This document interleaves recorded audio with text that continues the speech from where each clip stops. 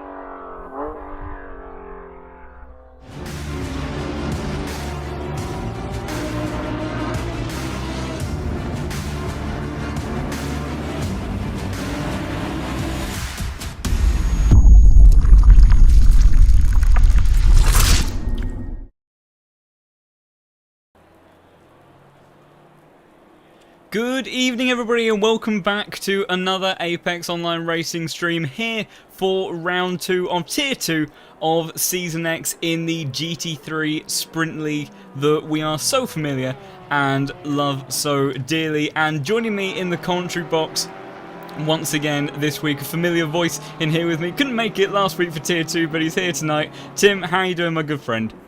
Hello John, yeah, I'm here again this evening. Yeah, voice was completely blown out from doing the Saturday coverage and then the Monday coverage for Tier 1, so I had no voice left.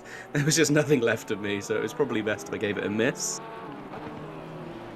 Yeah, well, at least you are here for the Tier 2 round, round 2 as we move over to qualifying, and already looking like we might have some spicy weather conditions once again for Tier 2, as we have got rain not just on the horizon but absolutely bucketing it down here at Barcelona.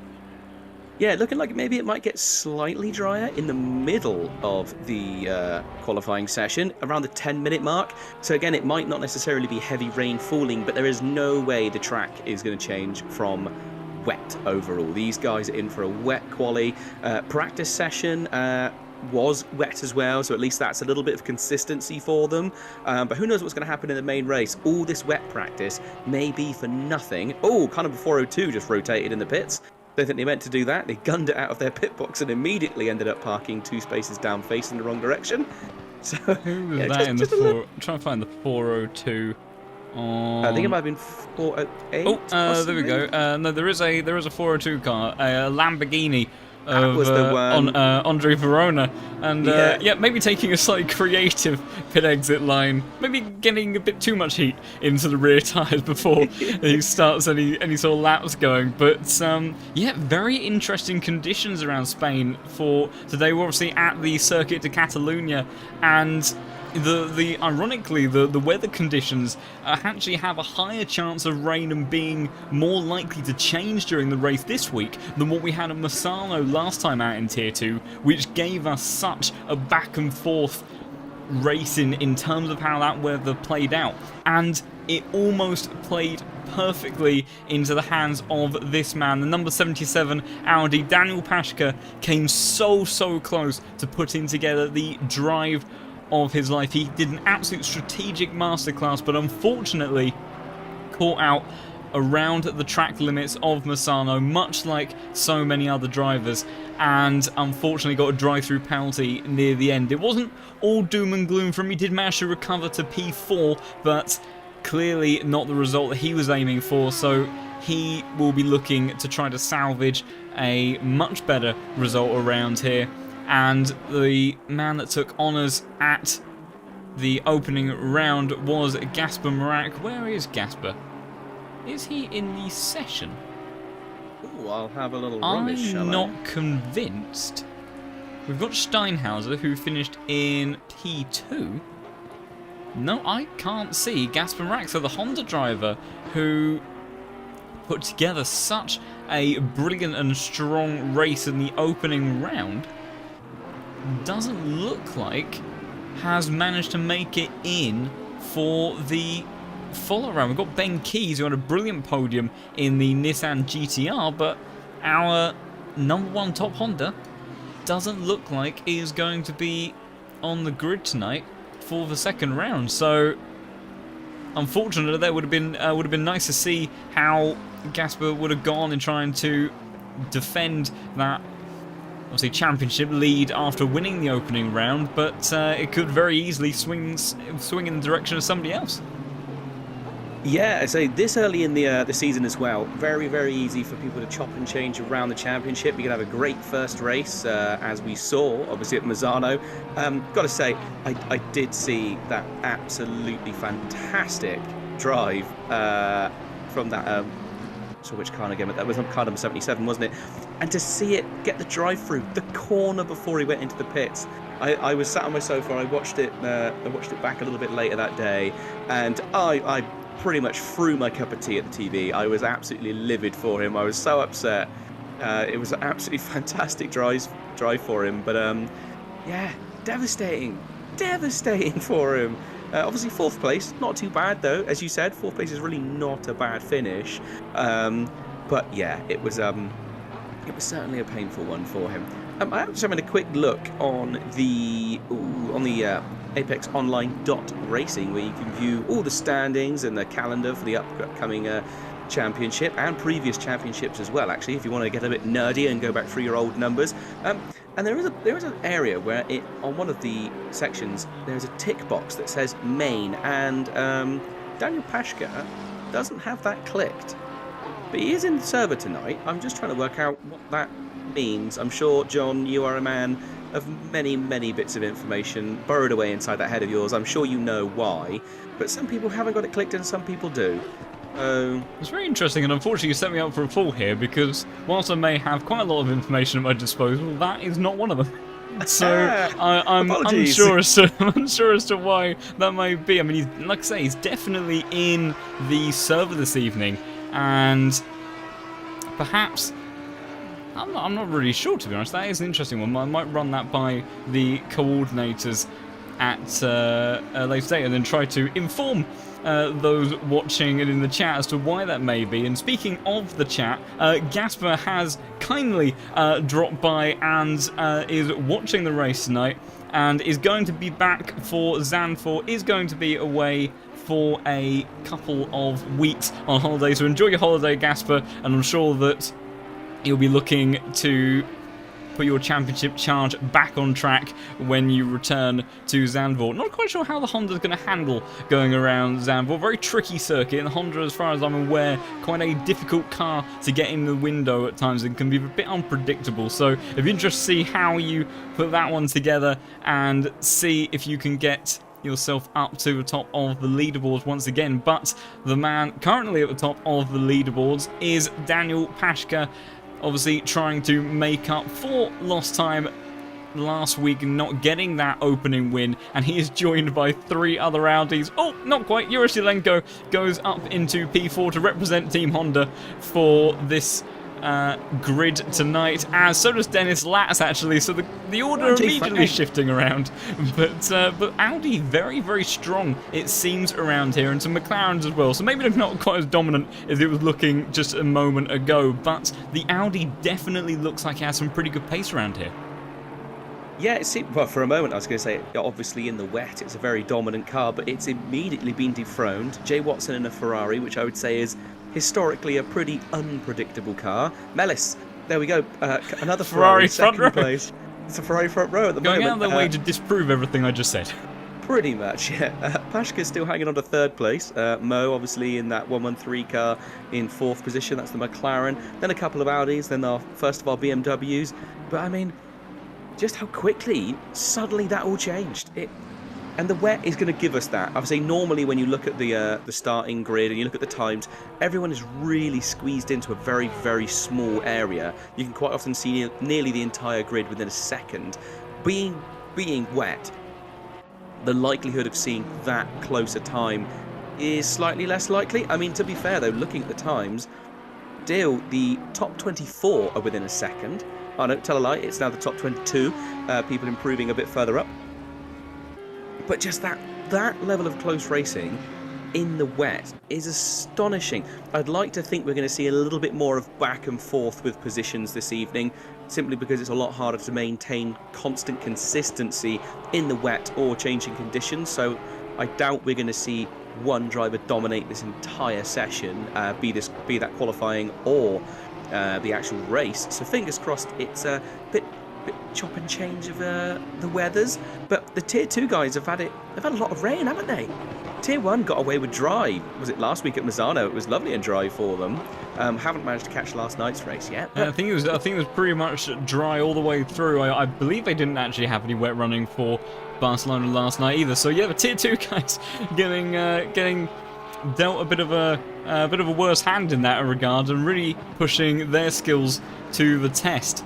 As yeah, they've had a lot more rain and changeable conditions to deal with. Whether or not the changeable aspect features in the race as well, we'll have to wait and see, but definitely giving these guys a big challenge and really putting them through their paces. So if they want to show what they're made of and try to get that Tier 1 promotion potentially at the end of the season, they're definitely having to earn it. Yeah, I mean, we look at last season's champion, Grantas Caracas, who obviously you may have seen. Obviously here on the Tier 2 streams, you would have also seen him on the Endurance Championship that's just ended. Another dominant driver there, and he's moved up into Tier 2, obviously, Tier 1 after winning the Tier 2 last season. Real shame to not see him on the grid. He always put in some great racing. Didn't come first every race either. That's the thing. You think, these really dominant drivers that end up winning the championships are the kind of guys that just constantly get pole after pole, but actually they're close enough that you get a real nice mixture. But it's just a case of consistency, and it all came together for him last season. So it's very early in the season to try and judge who's going to be able to do that this time round. But it's already seen some great pace. I mean, and it's been wet, so you can't even see the true pace of all these guys. Just a quick one, having a quick look at the YouTube chat. Got Connor101 has just come in to say that it's main or reserve driver. That main tick. So I presume that's... Well, I'm not sure how that works. Is that a case of when the server's not full, they can jump in to fill up the rest of the spots? Potentially. If he is a... Ashka may have been a full-time driver though, so I'm not 100% certain. It sounds like a reasonable answer, but at the same time, I'm not absolutely sure about that one. Just don't know, John. We just don't know. We'll have to find out going into round 3, and then inform the chat based on what we find from that. But well, reserve driver or not, as my... I'm so sorry, my Alexa's just decided to kick off. Oh, happy days. Probably even more now that you've said that name out loud. Just to let you know, the top 21 now are still within 1 second, but obviously as the very top times are slowly improving. Oh, Jones doing a brilliant time, putting himself in second place in... Oh, sorry, Dennis Latz in second place now in the Honda. Jones in a Aston Martin in third currently. And a Porsche up in fourth place. Where's pace come from? From Lillian, amazing pace, absolutely astounding. Yeah, really good stuff there from him. I do apologise. Pashka is a reserve driver. He is a reserve. He's not a main driver. Oh, interesting. This is all the information coming from Connor101. So our if most it's recent wrong, informant. Connor, you're banned. But if you're correct, thank you very much. Yeah, very, very useful information there. Thank you, Connor. I do apologise for that, everybody. I've now stopped that from happening again. That's not one that's happened to me in a stream before, but yeah, that's certainly a new one and to add to the antics that we quite often have in some of these streams. But technical difficulties aside, yeah, absolutely, there's a really good range of pace cars and drivers making their way to the front now. Now, Jay Fang in the McLaren, a 50.2, and this track is constantly evolving. There's only 2.5 minutes left on the clock for these guys, and it's already damp. Sorry, I've got to quickly come out and say it's already damp, this circuit. So there's only 2 minutes 20 seconds left. This is go time for these guys. This is get out there, really put in some some fast time. Yeah, absolutely, without doubt. And somebody who might cross the line at the perfect point, I think he might just about. Oh, it's going to be close. I'm looking at Dennis Latz, who's on a good improvement at the moment. He's up by half a second. I don't know if he's going to cross the line in time to get 2 more attempts, or if only get the one that's ticking down. Will he cross the line in time? Oh, that is so close. I think he crossed the line basically dead on 150. Based on the fact that Papin has just gone and done a 149, it is possible the Latz may be able to get 2 attempts left in there. So be interesting to see if he can squeeze an extra lap out of the Honda, as now 4 Audis take up the first 4 positions. We've got the SpongeBob livery car of Christus Yogurt, who had a rather unfortunate race at the season opener of Misano. Showed incredibly strong pace at various points in the race, but wasn't quite able to put it together on the day and suffered a lot with drive-through penalties. I think he got 2 in the end, and also some other incidents as well. But right now is definitely the man that is on extremely fine form, although not to be outdone, as we now have 6 Audis locking out the top 6 positions as Pashka goes to the top of the timesheets on a 49.520. So a lot of these guys will have their last attempts, and with this track constantly getting drier and drier with the rain having stopped, you can imagine that these times are going to continue to tumble. As the first man to break up that train of Audis, Tabatavaina in the 46 Porsche puts himself into P5, so a good effort there from him. But really, really interesting to see how these cars are handling these tricky conditions at the moment. The changing conditions as well. These guys, I think they it's high risk. I mean, this is literally going to be the end of it. 10 seconds left of qualifying as well, so this is pretty much going to be the last lap for most of these guys. Just seen the 555 car return to the pits, so they are not going to get a chance to go out. So I think car number 33 is going to be the last man out on a flyer. Everyone else crossed the line after the timer ran out. So car number 33, who is Haverman, down in 11th place. But this is it. This is the final run to the line, and the track is only getting drier every second they are out on that circuit.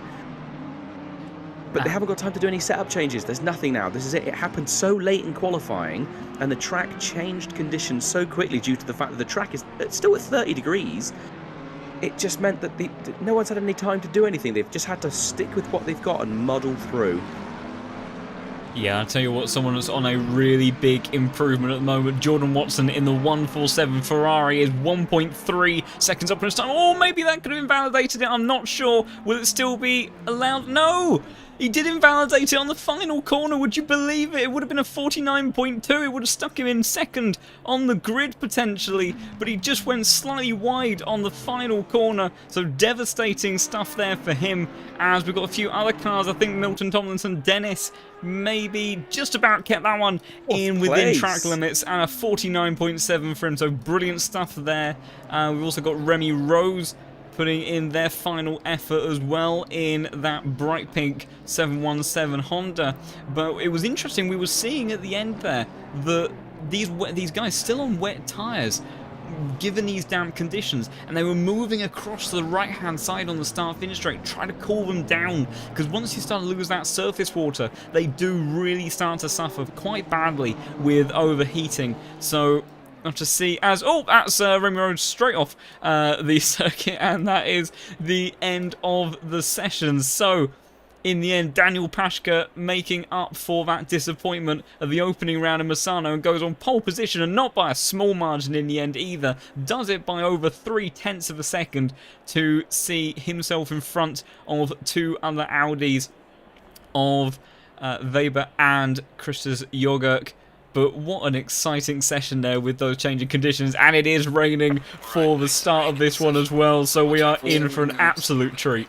Do you know what? Again, look, it's just literally the weather is changing as we're going. It was originally rain, dry, then rain. Now it's gone for rain with decreasing rain for half an hour.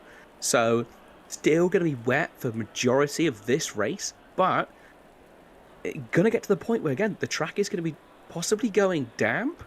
If the rain can, sort of back off a little bit. Track temp still 26 degrees, ambient temperature 22, so not overly warm, but that track temperature will definitely go up once these guys start hammering around. And as soon as the rain disappears enough that we get a dry line, those guys on wet tyres are really, really going to struggle. I mean, obviously, we saw it last week.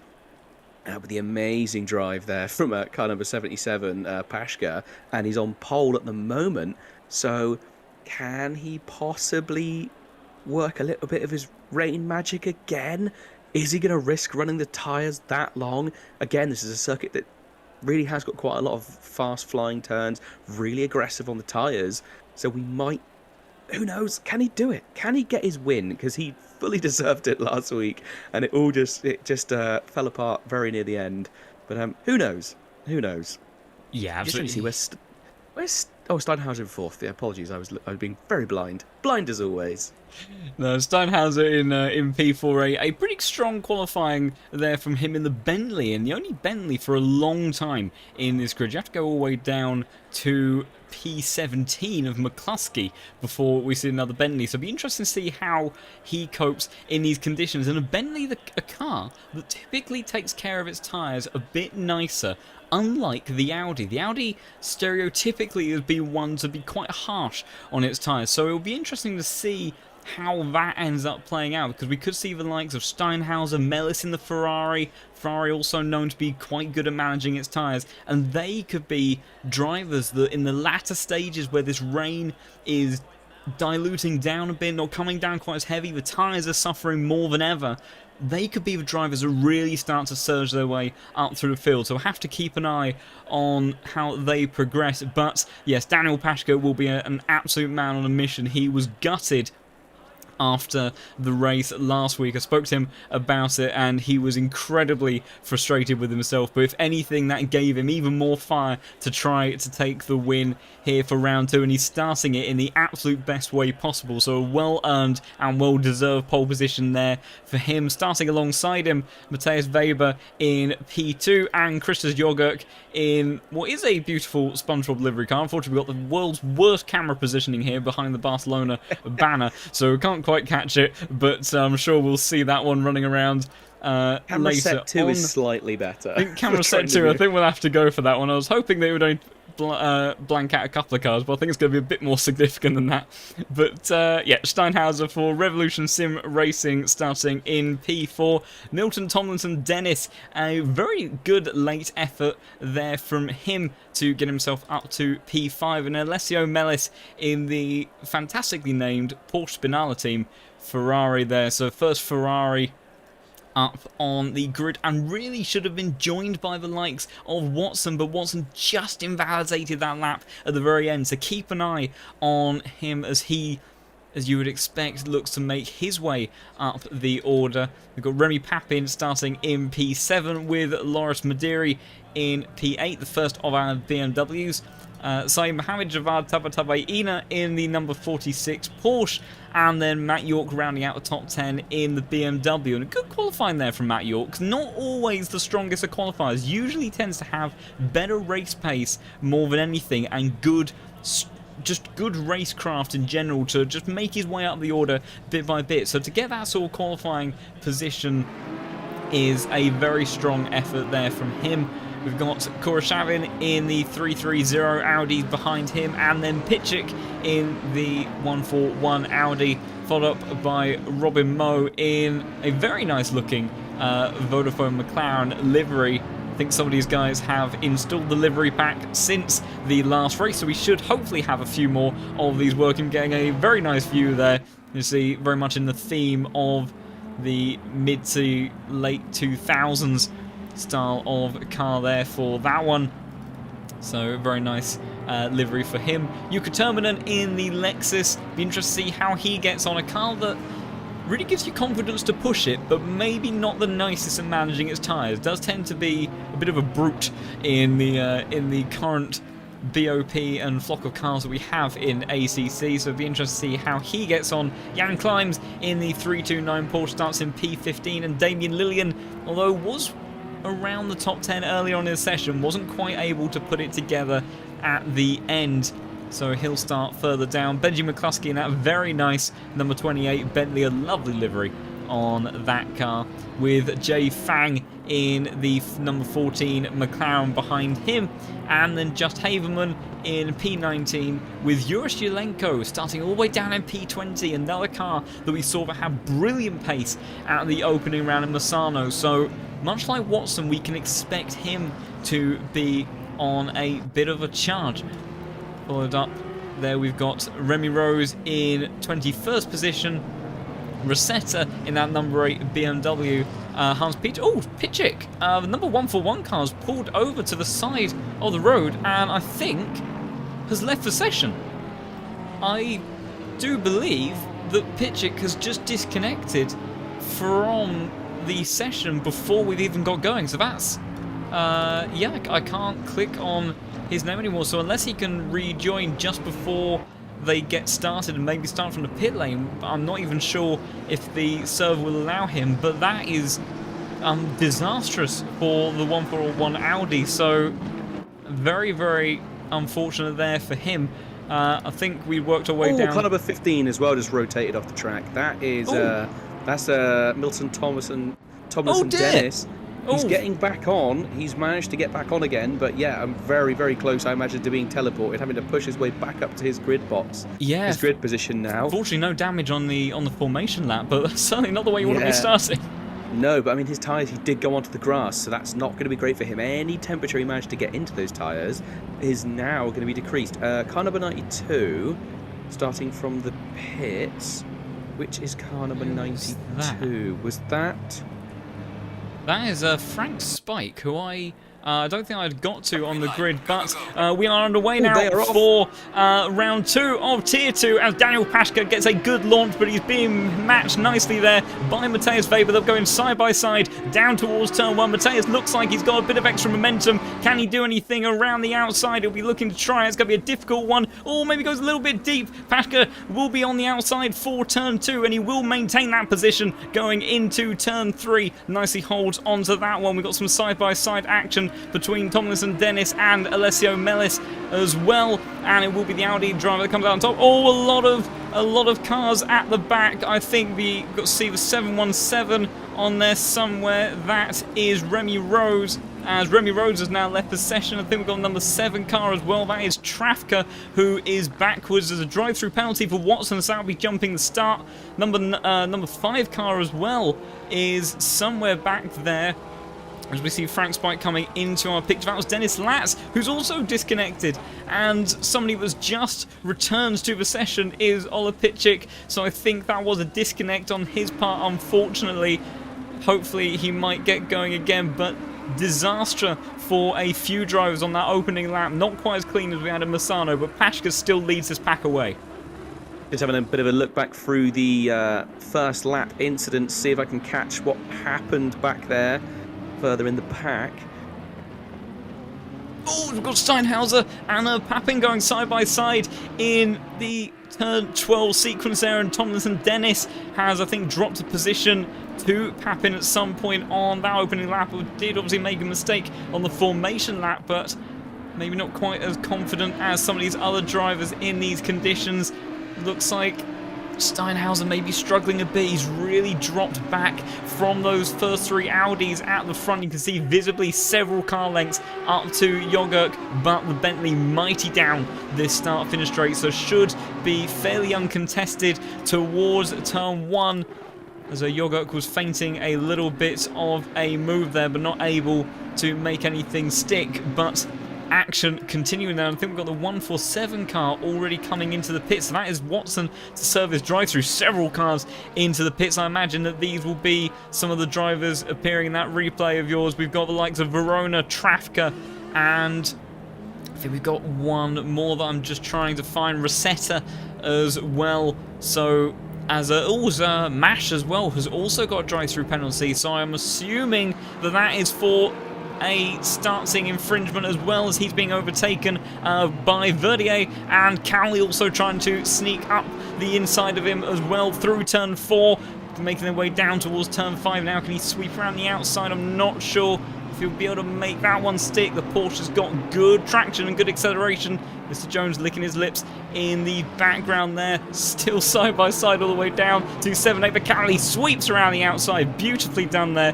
from the BMW, as Jones now trying to make a fantastic move. It could be brilliant if he can do that one, but won't be able to quite get that one done just yet. So action happening all the time. But what happened down there at those first series of corners there, Tim? The main incident was kind of a 717 getting into the back of the number 14 McLaren. They came together just as they came through the... Oh, big slide from the SpongeBob car there, the Patrick SpongeBob car.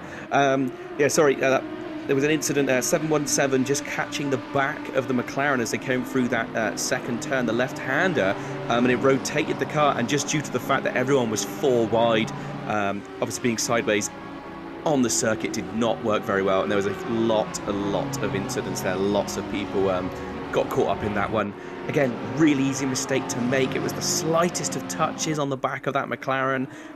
Sort of could almost have been put down to a racing incident, to be honest. There were, a bit of more room could have been given by everyone. Obviously not down to me. That will have to be for the stewards to look into afterwards if anyone wants to put in a complaint about that one.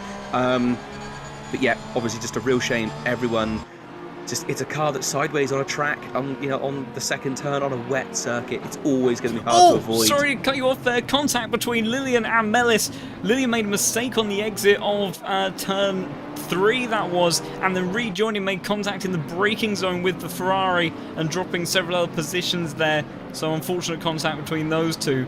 But yeah, sorry to cut you off there, Tim. No, absolutely fine. I was only going over the turn 1 incidents. Do you know who I'm really impressed with at the moment is Steinhauser holding on to 4th position.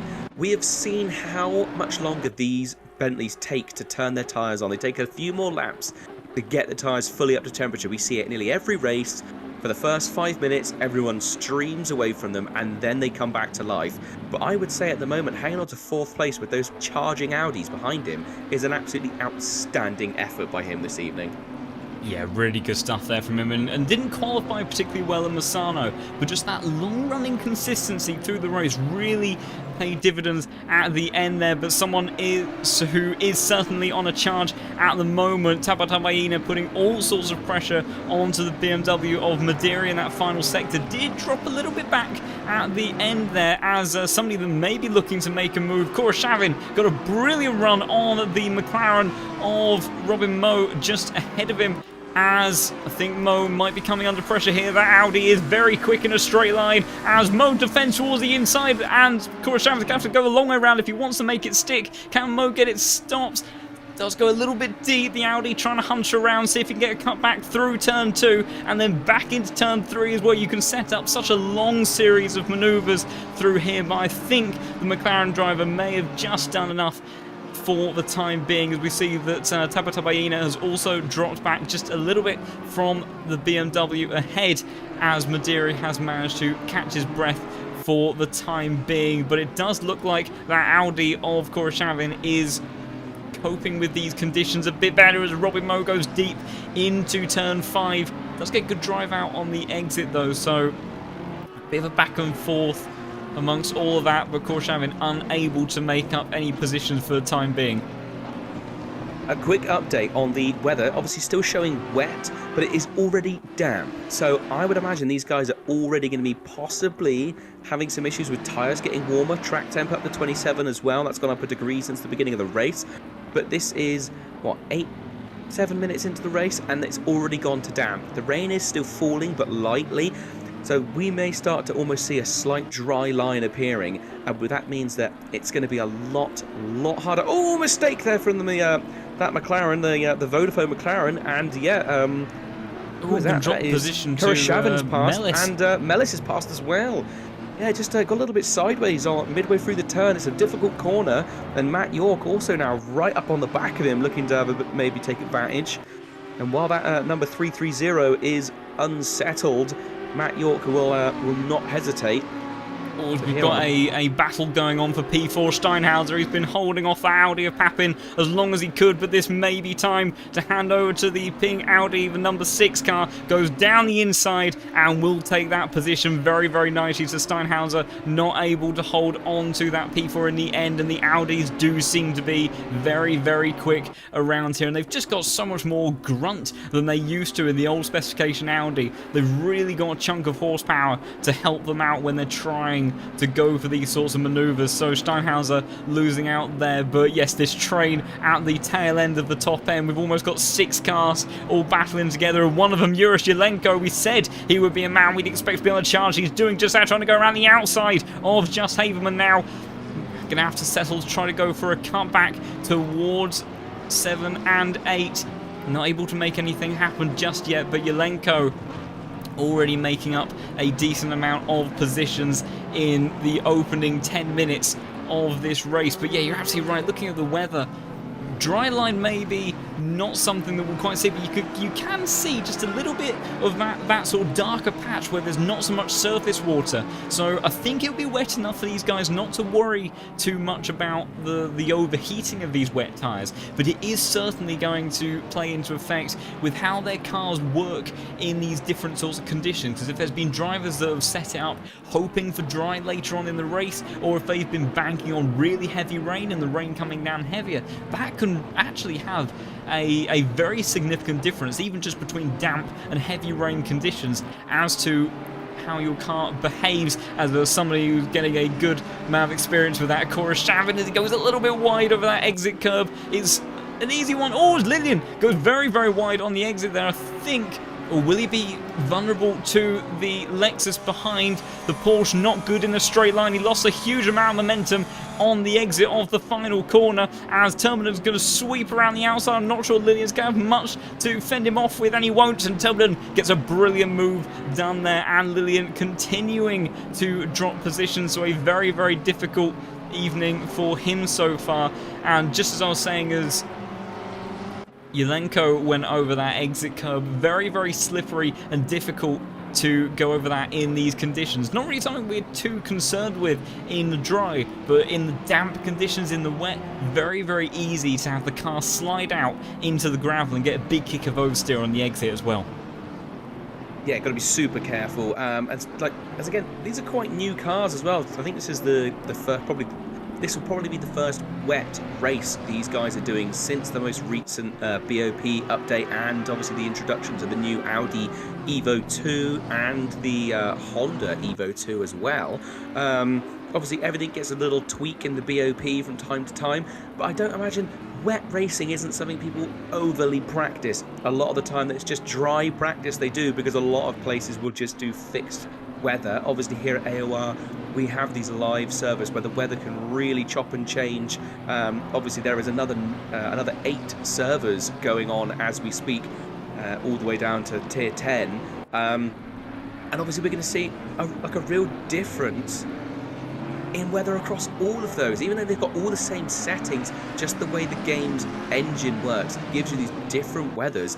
I am going to say that I think people are already starting to go off the dry line, because even you're watching people come down that main pit straight. Yeah, you're right. Everyone is going over towards the pit wall, and it's not as if they're just trying to break the toe of the car behind.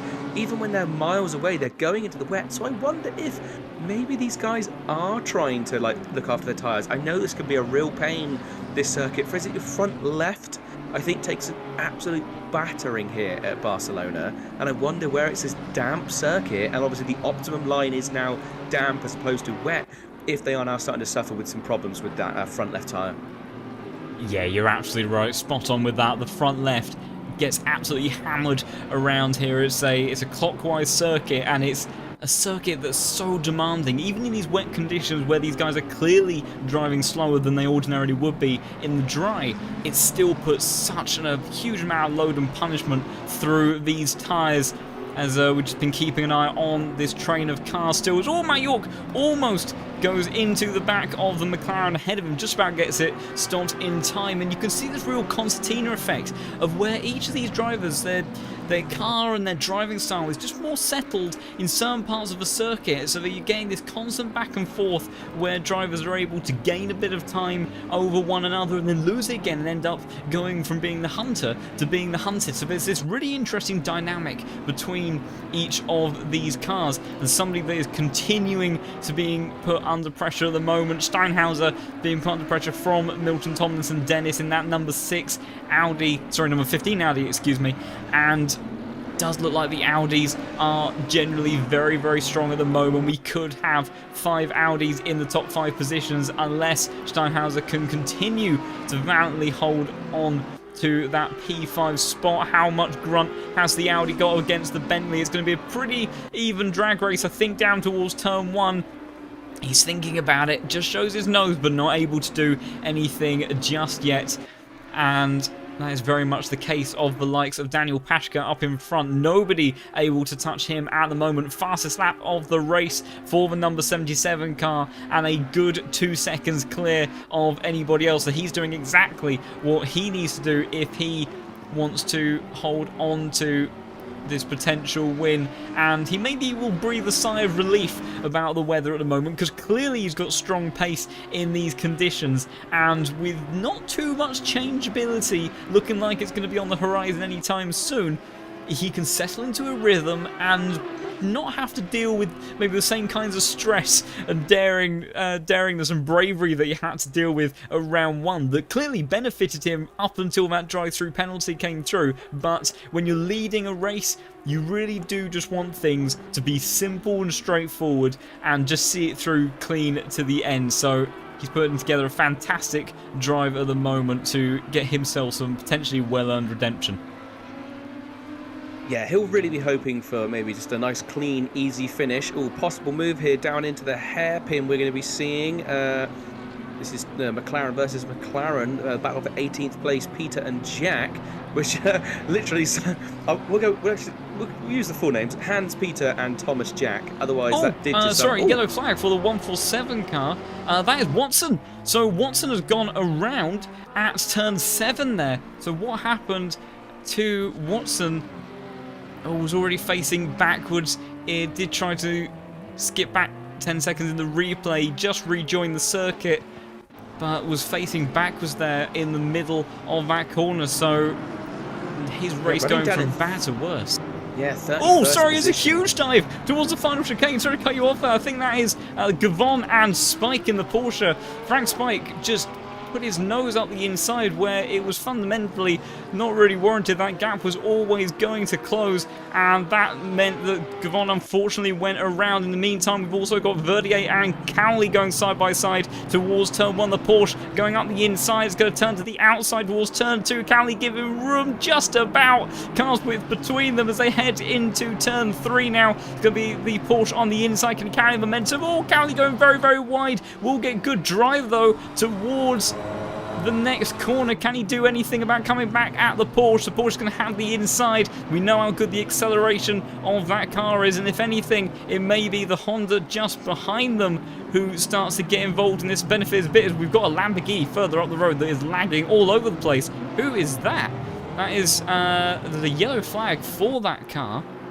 I think that's the 21 car, that is, of Jean-Michel Brin, who was having all sorts of lag, and dare I say that what seems to have been contact that resulted in him going off may have fundamentally been due to that contact. So very unfortunate there for him to suffer with that sort of fate, but you can see visibly on the screen bouncing all over the place. Yeah, it's always a real... it's one of those things, there's obviously always going to be ever so slight variations in people's internet. You do sometimes see that little bit of rubber banding, but when it is really bad, it is awful. You're driving and suddenly you can have an incident and it's not even your fault. You're just on for the ride. You're like, everything freezes and you're like, oh no, what's happening? And then you suddenly come back and you don't know what distance the game has decided you've covered, whether you've any inputs. Has been a change for 18th place. Thomas Jack now up into 18th place, and Hans Peter giving a really good chance of trying to chase after him, but he did dip a tyre into the gravel on that final turn as he joined the main straight. So I think that's opened up that gap a fair bit, but that was a change of position at last. Almost got a change of position going actually for P21. We've got Neuwirth trying to go all the way around the outside of Jay Fang. That'll be a brilliant move if he can make it stick side by side going through turn 1 there, and Neuwirth will get it done. Brilliant stuff there.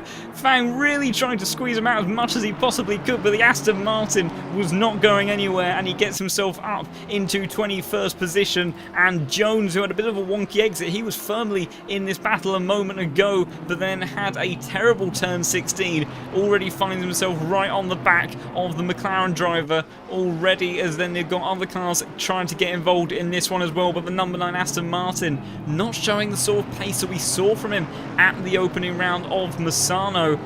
But somebody who is driving very well.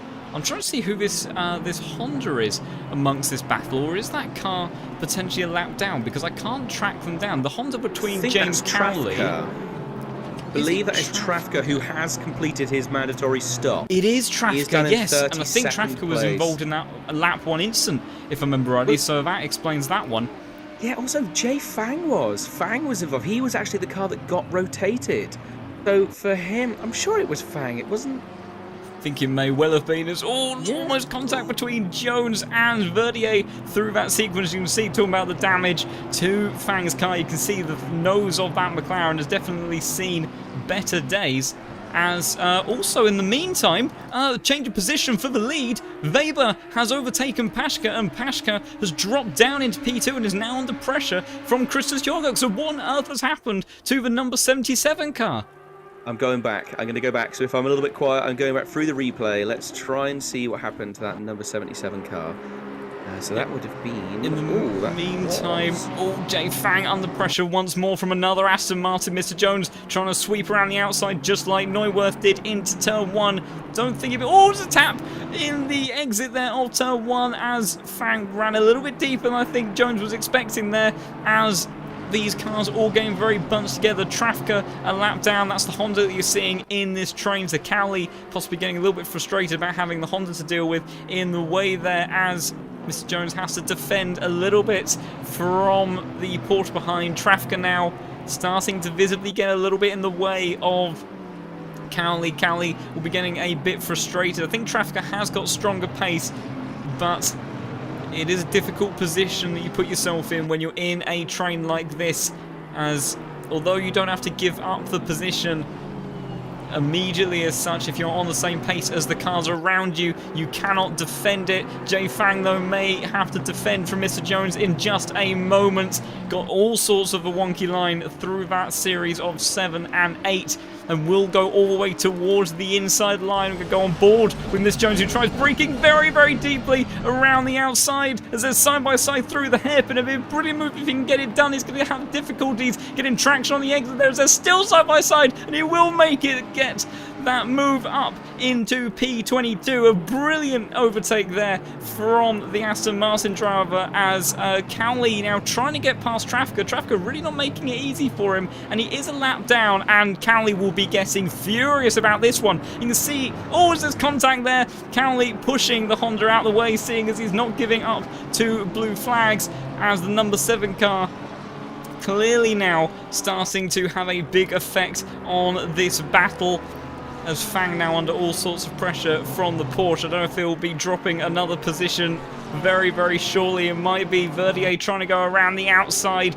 Brakes on the Porsche very, very good. And once again, it may be that Fang has to give this one up, but he's giving a good go to defend it, and he will hold the position in towards turn 3 for the time being. So good defense there from the McLaren. I don't think Verdier is going to quite be able to do anything about that. So how are we looking on what happened to Pashka up at the very front of the field?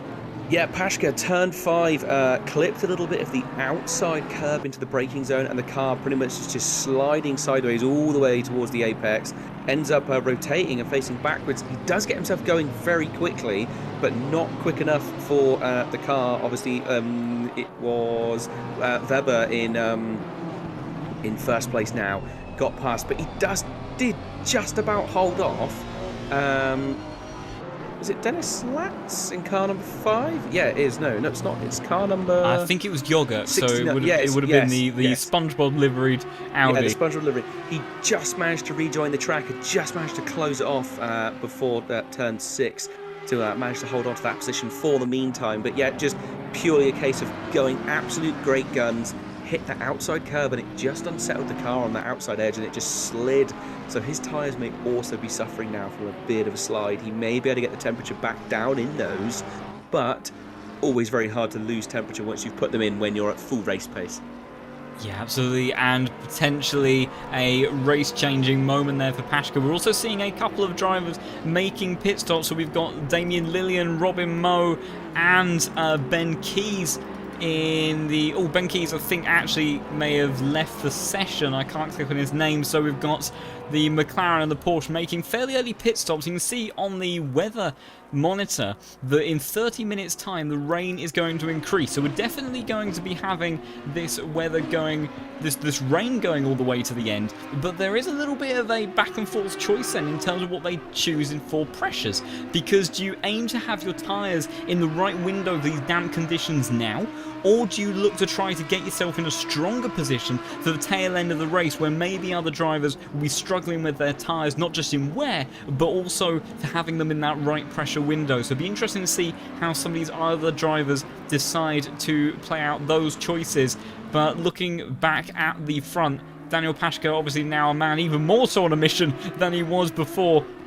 Took 0.2 of a second out of Weber on the last lap. You can see Weber visibly really squirreling on the exit of turn 13 that was, and Pashka, although did make that mistake, does look like he is significantly more composed generally speaking, so he'll be trying to get himself up into that number 1 spot once more. Takes another 1/10 of a second out of the 37 car ahead of him.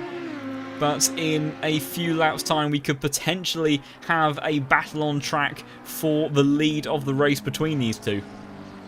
Just cut back to Jay Fang, who is still in 18th place, still trying to fend off now Verdier in the number 882 Porsche, doing a really good job of hanging on to it, and as we said, carrying that damage. I mean, I'm amazed he didn't pit immediately for damage with that car, because it took an absolute beating.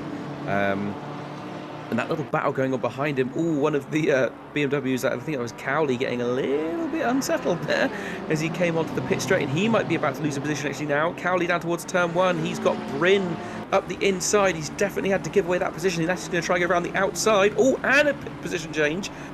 We've got, that is Verdier going round Fang, gets the move done through turn 1, and so does Cowley. Both of them getting that job done. So positions lost all around. And it now looks like, yeah, that number 7... Wait, who is that in the... Oh, that's the back marker, isn't it? I was very confused with the Honda that's chasing after the back of them. And as you said earlier, definitely looks like he's got the pace to get past. But it's a difficult position. As soon as he gets past, he's going to be mid-pack and he'll be under blue flag orders. Very difficult to unlap yourself here. Very, very hard. He'd be waiting for these guys to pit around him, really. If he was hoping for a strategy of coming into the pit and finding himself some clean air, it has not worked out for him whatsoever. But Jay Cowley really seems to be struggling for pace now that everyone sort of snuck past. Now, but is this Jay Cowley I'm looking at? Am I looking at the wrong car? I think we've got James Cowley that is in this train. I've been trying to piece this one together for a while. So the other BMW is actually the BMW Rosetta. Now Rosetta and Trafka are battling effectively for positions. So that silver and black BMW with the bright yellow accents, that is the number 8 car of Alex Rosetta, who was also involved in that incident on the very first lap. And Trafka is in a race with him, but the likes of Cowley, Fang, and I think it was Verdier just ahead of them. Those guys are in a race of their own. So you've got this very weird dynamic at the moment where you've got Jay Fang now currently trying to defend from a back marker. You've got Cowley trying to defend from a back marker. I think Fang is going to lose that position, and he can effectively concede that one fairly willingly, as I think Rosetta has definitely got better pace at the moment. Fang does seem to be struggling at this stage, but it's a very tricky situation for all of these guys, because you've got the Honda and the BMW that are in their own race, trying to at least have some fun out of what has clearly been a difficult one so far with that lap 1 incident. But then, you know, they have to make sure not to get in the way of some of the other drivers, as just keeping an eye on interesting strategy decisions. We've got Remy Papin, who has served their pit stop, so has dropped down to P19, I believe, just in front of Joris Yelenko. And Yelenko, I think, has actually made up a huge amount of time, has gone for quite a strong undercut there. And Yelenko, although had a strong start, I believe was still outside of the top 10. And with Papin just ahead, I think Papin was running around in sort of P5, so Yelenko might have really gained quite significantly. Did I just see Papin going off? Or was... No, I was right. Papin, unfortunately, as I've said that, has just gone completely off the circuit. Just as we changed cameras away to check on what was going on elsewhere, Papin went very deep at turn 4 and has now lost that position to Yelenko. So Yelenko gains another position on that undercut strategy, and just Papin pushing those tyres a little bit too hard in the opening sequence of corners, coming out of the pits and going straight into the gravel. Having a quick look now, just at the qualifying results, Papin 7th and Yelenko was 20th. So quite a significant difference in track position for those guys. So Yelenko technically has made up 1 place just through, well, at this point in the race, and he's completed his mandatory stop. So he should be making a few different, few positions further forwards based on his qualifying position. So he'll be probably pretty pleased with that. Yeah, I think he's going to be very pleased with that. And also, interestingly, Yogurk, another man who has done their pit stop. So the first of our front 3 drivers who have really been in a class of their own so far in this race. Yogurk being the first one to blink and make their pit stop. However, interesting thing that I want to highlight. Fastest man on the circuit last time around out of drivers that haven't made a pit stop was this man, Christian Steinhauser, in the number 47 Bentley. Now, what did we say about the Bentley being able to take care of its tyres that little bit better and just being a bit stronger in the latter stages of the stint? Steinhauser is actually the driver that is gaining time over the likes of Tomlinson, Dennis, Pashka and Weber all ahead of him. Now, may not be enough ultimately to gain positions, as that's a very interesting call indeed, and Pashka stays out, and we'll have to keep an eye on where Jogurk is, because Jogurk, this is his first flying lap after making his pit stop, and theoretically he should come out just behind the likes of Weber, but these guys on the fresh tyres, if we're going by the likes of Yelenko's pace, Yelenko has been on an absolute charge on these fresh tyres and lapping almost a second faster than some of the front runners. So we'll go on board with the SpongeBob Audi car as he makes his way through the very tight and twisty section of 12, 11 and 12, and then very tricky final series of corners. It's such a technical sector in this circuit as he's really fighting the wheel. He knows that this is his time to push as he's trying to get the power down on the exit. Whereabouts is Weber? Weber is just making, but he hasn't got much of a run to the end of the pit lane. He's on the power. I'll imagine that we might see an Audi coming over the crest in a moment. But Jogurk is actually way further back than I would have anticipated. You can see visibly there's a huge gap between himself and our previous race leader. So that undercut strategy, despite the fact Jogurk driving very, very quickly, does not seem to have worked out very well for him at all. And does that potentially play into the hands of Pashka, who's gone for an even stronger overcut, will be looking to try to get his own back on Weber and seeing if he can challenge that number 1 spot as he comes into the pits now. So doesn't want to leave it too long, bouncing all over the entry. Car really unstable there. Looks like got nicely stopped there, so no risk of a stop and go 30-second penalty for the number 77 car. But this will be really interesting to see where all of our drivers now emerge from our top 3 battle for the potential win here at Barcelona. Yeah, I'm sticking with our 11th position man, which is Weber, and seeing how he does. Obviously, Pashka, car number 77. Trying to keep an eye on him. You know what? I'll keep an eye on the stationary car. You guys, you can keep an eye on the track action. I can let you know as soon as the wheels hit the floor. Again, this Audi, this number 77 Audi of Pashka, his pit box is right at the exit. I think there's only one spot in front of him, which is car number 330, which is, I know that number from earlier, and my brain is now broken. 320 is Koroshavin. Okay, so yeah, he is in front of him in the box. But there we go, wheels on the floor, 77 is rolling. And Weber's coming down that start-finish straight, so I think it's going to be a close one. Close.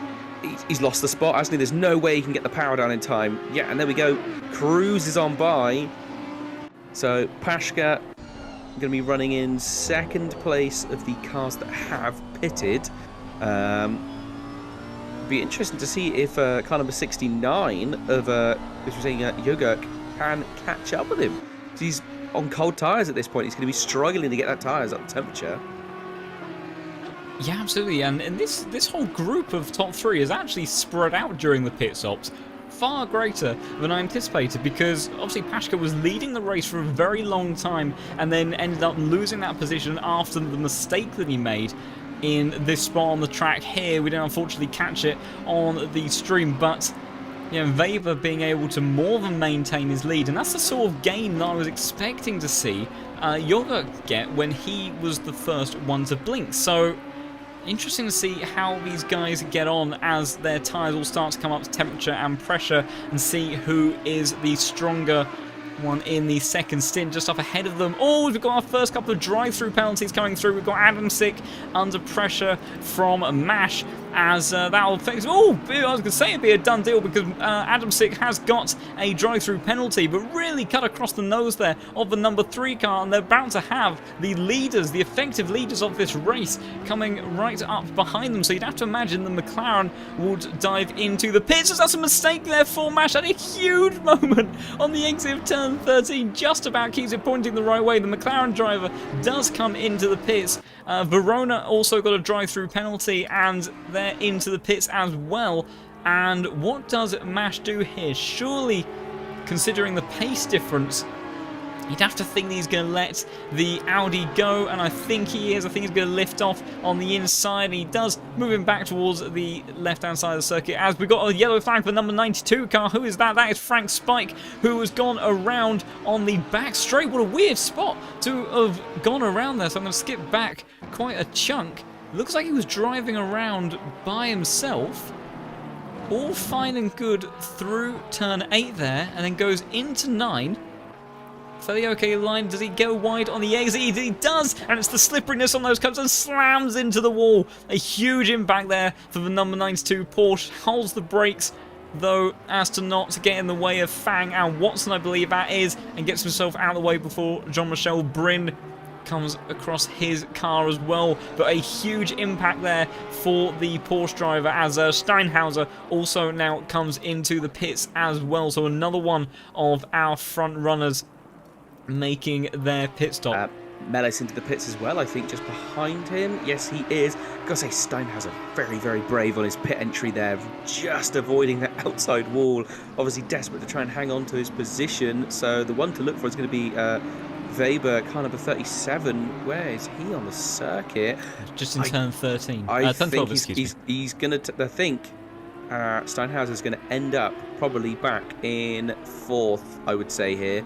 Judging by track position compared to other drivers that we've seen, they're already about to, that top chunk are about to come through. I don't even know if this is possibly car number 15 of car number 15. That's Tomlinson Dennis. He might also take a position here as well. So I wonder just if this hasn't worked for him, because there we go. There's that lead pack have just passed him. He's on the floor and he's rolling. It's going to be really tight. Has this not worked out for Steinhauser? He's losing a position. I think he's going to be actually down maybe towards 7th, actually.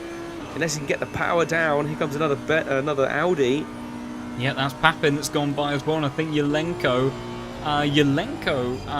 actually lost the position again to Papin, so something's happened for the number 17 car, but yet Steinhauser will emerge barely in front of the Honda, and knowing how difficult it is for the Bentley to switch on those tyres, and that Yelenko has been hard charging these last few laps, maybe potentially going to lose another one. No, I don't think the Honda can do anything just yet, but yeah, that overcut strategy really not seeming like it's worked for Christian at this point in the race.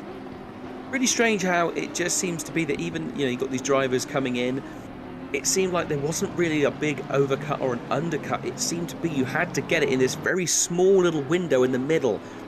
Just basically the middle cut. I don't even know what you would call it. There seemed to be a very small window where it was advantageous to pit. And, some people have just pit that a little bit too early. Some people have pit that a little bit too late. And it's just not worked out for everyone. It's just over 22 minutes of the race left. And Steinhauser would be pretty disappointed with that, running in 10th at the moment. He's probably going to gain another 4 positions just due to the way that there's still a couple of guys out there that haven't pit, although saying that Peter and Jones both into the pits now. So he'll end up he's going to end up sort of maybe 6th by the end of the pit stops, but he'll be disappointed with that. But he does seem to already be giving Yelenko a little bit of a run. He already seems to be pulling away, especially during that sort of Sector 2, Sector 3. He seems to be able to outrun the Honda. So, going to be a case of can he hold on to it? How quickly can he get those tyres up to temperature as the rain is increasing towards the end of the race? Absolutely. And actually, you can see it now, can't you? You can see it on the broadcast. You can see that rain thundering across. Yeah, in 10 minutes, increasing as well. Increasing rain in 10 minutes' time. So, yeah, the rain is definitely coming down. Having a little look now. So Pashka still hanging on to the back of Weber quite well, but is he realistically going to be in the stop and go 30-second penalty for Mr. Jones?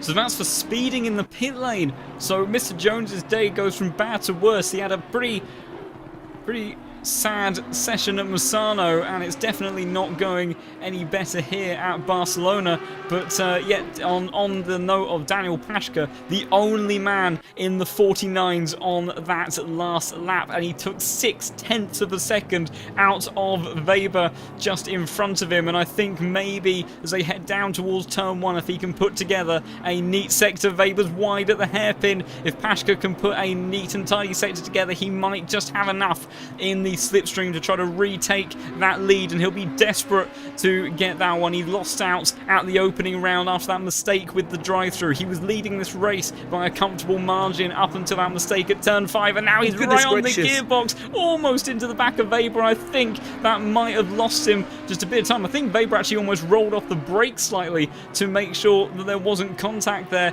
and yeah, there won't be an opportunity, I don't think, down towards turn 1 for the number 77 car. He is... No, he's not gaining. Oh, no, he is. Towards the end of the straight, he definitely has a slight speed advantage. I think the gap was just too big to actually be able to close the gap up and make a move, but he definitely was outpacing Weber then. On the exit of turn 2. Really doesn't seem quite so comfortable in these conditions. Maybe has misjudged the tyre pressures or something, because that Audi is the 37 car.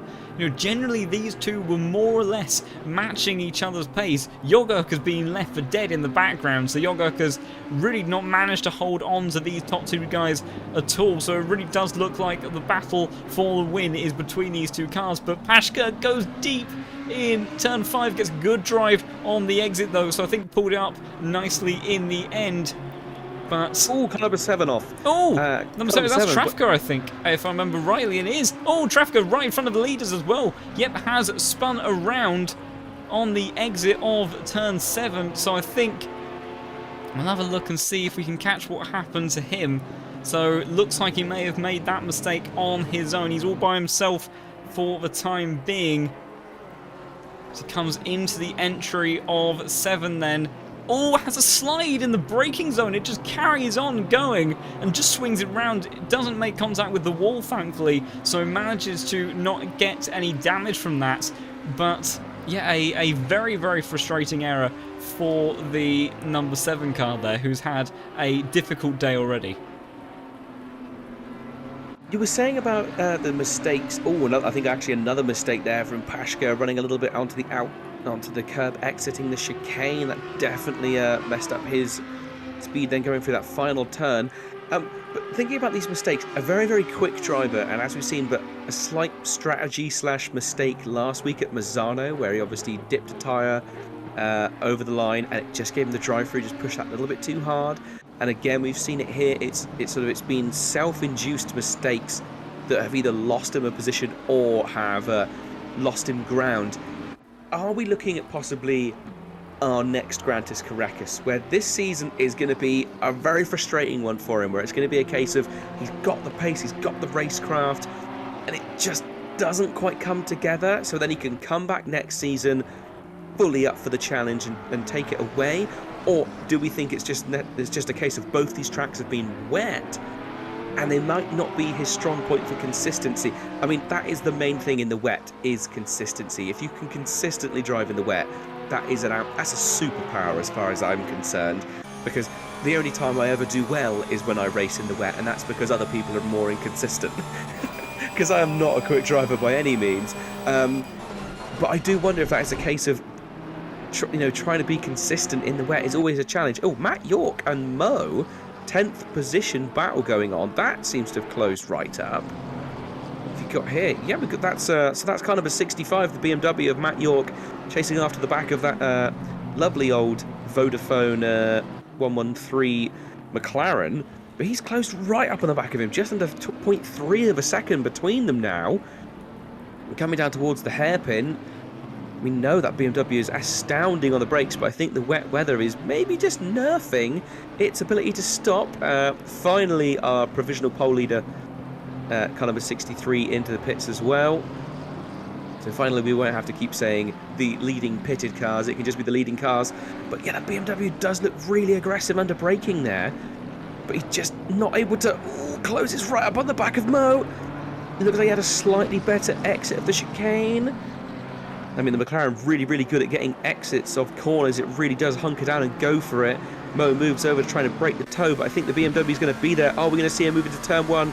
Definitely looks like Matt has got the pace. Can he do it on the brakes? He's struggling to gain, isn't he? But he is there.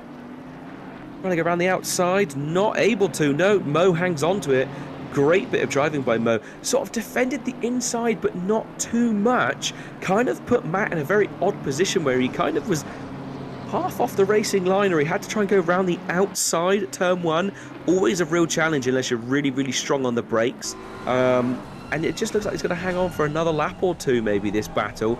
But Matt York definitely looking like maybe the aggressor here, although he's not quite the best exit there. So through sector 1 he seems to struggle, but it definitely looked like he was gaining in the latter half of the race. And he's going to have to get this done quickly because Mellis is in the back of the shot. He's not far away, that car 51. Yeah, Mellis definitely closing on those guys. Yeah, you're really there's some traffic in hunting front of Pashka and Weber. There is traffic, and they are half a second between each other. We've got a BMW in front of them. I think that's Rosetta in the BMW in front of them. Should manage to get out the way, hopefully. This gap has definitely closed up a bit between our two leaders. The BMW does pull over to the right-hand side of the track. Doesn't let off the throttle much, though, has he? And all clever driving there from Weber, making sure that Pashka can't get the toe down the rest of the straight. Just nipping in front of the BMW there at the end. So, yeah, good driving there from Rosetta to get out the way. I'm sure the likes of Cowie and Fang would have been wishing he maybe done the same earlier on in the race. But yeah, for our leaders, not really going to affect their battle. But, yeah, Pashka on that last lap was just a smidge faster than Weber. But that possible move into turn 1. Sorry, Matt York trying to get around the outside. He's got the overlap this time. The McLaren gets the braking done a little bit sooner, but they are absolutely neck and neck through turns 2. Oh, and he's offline a little bit. He might be able to do something now for this long, sweeping right-hander. Not able to. The McLaren just sticking down, but obviously Matt York really starting to put the pressure onto the back of Robin Moe.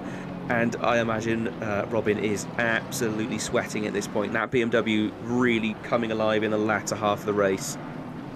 Yeah, without a doubt. You can see how much more composed he is in each of the corners. But McLaren, really good straight line speed in that car. We've got some other battles developing as well. We've got Milton Tomlinson Dennis, who's been gradually hunted down by Remy Pappen. We had a brief yellow flag there. That is off at turn 5. Who is that?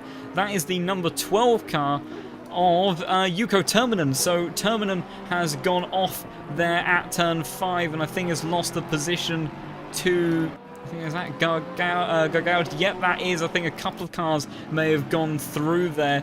Thomas Jack as well, I think, benefiting from that one. So the Porsche driver making a mistake. The battle at the front is still just a few tenths. Weber, though, I think has just enough of an advantage for the time being to hold off that number 77 car. But yeah, that battle for P4 as well is definitely hotting up. What was the laps last time round? Another 4 tenths, almost half a second that Pappen took out of Tomlinson Dennis. So in these heavier rain conditions, it does look like that Pappen is feeling a bit more comfortable in comparison to that number 15 Audi, and will be looking to try to put him under pressure very, very shortly. As just looking back towards that battle that we've had raging on now for a bit at the tail end of the top 10. Matt York not able to make anything happen that time round. And if anything now, as you say, Mellis is the one that is putting him under pressure. So Matt York really not able to commit too hard to an attack now, in fear of maybe losing the position to the Ferrari driver. So I have to see how that three-way battle for the top 10 continues to heat up, but we've got action going all the way to the very end. There's McCluskey battling with Haverman, that is, in the background. The Bentley driver doing everything that he can to hold on to P12. A good drive so far from that number 28 Bentley, but maybe struggling a little bit in these changing conditions. But I think our closest battle at the moment is these two Audis for P4, so action going on absolutely everywhere. Now, watch these two Audis come through the chicane. Slightly different lines from both of them, although, to be fair, Pashka pretty much matched it. But it just seems that Weber has a better exit every single time. He runs a little bit less curb, the car seems more stable, and again, Pashka runs a lot more curb, exit curb on that final turn as well. And it's just enough, even though he's got the toe, he doesn't have the speed advantage coming out the turn. So although he gets the toe and slowly catches back up, it's not enough to actually gain an advantage. I think it just somebody that levels might have off. the advantage, so sorry to cut you off there, Tim. Someone that might have the advantage is Papin, who set up exactly the sort of exit that you were saying that Pashka was going to need, and now trying to go all the way around the outside of Tomlinson Dennis into turn one. We've seen this move for a few drivers happen, still going side by side, though they're giving each other room. Brilliant racing. Tomlinson Dennis not giving up this P4 position without a fight as they go side by side, and Papin going very, very wide. There's got to be careful as he gets onto the slippery AstroTurf on the outside, and I think Tomlinson Dennis has done enough to hold that position for the time being. But it goes very deep indeed, and I'm not sure if he's going to have enough of a nose going into turn 5 to cover it. Maybe just about. Papin will go side by side with him on the entry, almost into the back. Beautifully gets it stopped in the middle of the corner, and Tomlinson Dennis just parking it on the apex there so that Papin could not get that cut back. But yeah, Papin set up exactly the sort of exit that you were saying that Pashka needed to get and get that drive out of the final chicane. And you can see these Audis, even though they have very good straight line speed, that when they're racing like for like, obviously that does nullify and the slipstream does start to come back into effect again. So if Pashka can get onto the back of Weber, then there is most definitely a chance for him to make a potential overtake. But brilliant side-by-side action there between these two guys battling out for P4. Yeah, it was a beautiful little move. I did notice the way they were being super respectful as well. Obviously, there's this damp line in the middle of the track, just where they were like side by side, and neither of them were trying to claim it. They kind of were gingerly on the edge of it, so they're both kind of on that wetter line. It definitely seemed a case of neither of them wanted to make that move and pull into the centre in case they had an incident. Oh, mistake from Weber into turn 1. He was definitely slow. Pashka gets a little bit of a nose up beside him. Now coming into turn 3, possibly going to try and get a switchback. Don't think it's going to work, but now Weber is beginning... Oh, out on the AstroTurf as well. He definitely looks like he's beginning to have some problems with 8 minutes, or just about 8 minutes, 20 seconds left of the race. Pashka now really on the charge and looking like the aggressor. And Weber looking like he maybe just starting to see a little chink in the armour there when we just saw that mistake in turn 1. Went a little bit deep, and it's all kicking off, John. It's all kicking off. Yeah, so these guys, Weber seems to have even now that pace difference we saw at the beginning of the stint, only a tenth of a second between them that time in terms of their previous lap, so it does look like that has balanced out a bit as Tomlinson Dennis again coming under pressure from Papin, as I think that is Mash getting well out of the way before the entry to 7. Tomlinson Dennis going a little bit wide on the exit there of that complex of 7 and 8. Got to be careful not to get a corner cutting warning for running too wide there and across that apex curve. These guys really being very daring with the AstroTurf on the exit of turn 9. That was as Tomlinson Dennis looked to try to get it stopped nice and neatly into the hairpin. And over these last couple of laps, consistently Papin has been the one that has set up the stronger exit, as we are just going to cut back though to our leaders because this is the closest that Pashka has been for a while. I don't know if he'll be close enough going down towards turn 1, but he is most definitely closing. Gained another 0.2 of a second on that lap, and Weber starting to come under increasing pressure. No mistake into turn 1 from 37 Audi this time, but visibly that lost in pace car of Pashka closer in the rear camera view of our leader. Oh, Tomlinson side by side with Papin again, up the inside this time. Surely that's the move done. Yes, gets it done before turn 2, shuts the door. Lovely overtake. So the Patrick car is in front now. Sorry to cut you off as well. It was all going a little bit crazy at one point there, and he's already passed, and it looks like he's trying to make a little bit of a gap. Just a quick one, Steinhauser we did see getting past one of the Hondas. That is a back marker, so he now has a back marker between himself and Ulenko.